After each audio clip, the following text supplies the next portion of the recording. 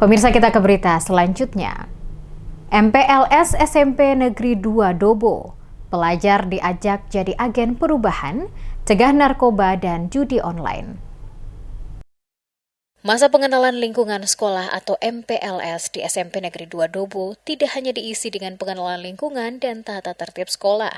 Para peserta didik baru juga mendapat edukasi mengenai ancaman narkoba, minuman keras dan judi online yang dinilai beresiko terhadap masa depan generasi muda. Edukasi tersebut disampaikan Polres Kepulauan Aro melalui PS Kasatres Narkoba, Ibtu Galib Rumpai dalam kegiatan sosialisasi yang berlangsung di Aula SMP Negeri 2 Dobo pada Rabu 8 Juli 2026.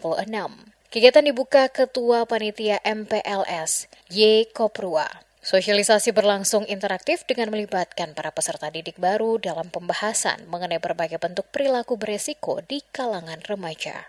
Dalam penyampaian materinya, Rumpai menjelaskan dampak penyalahgunaan nafsa, konsumsi minuman keras, serta keterlibatan dalam judi online. Menurutnya, persoalan tersebut perlu dikenalkan sejak dini agar pelajar mampu memahami resiko dan konsekuensi yang dapat ditimbulkan. Yang mengatakan penyalahgunaan narkoba dan minuman keras dapat berdampak pada kesehatan, pendidikan, serta kehidupan sosial. Sementara judi online berpotensi menimbulkan persoalan ekonomi dan perilaku yang dapat mengganggu masa depan pelajar.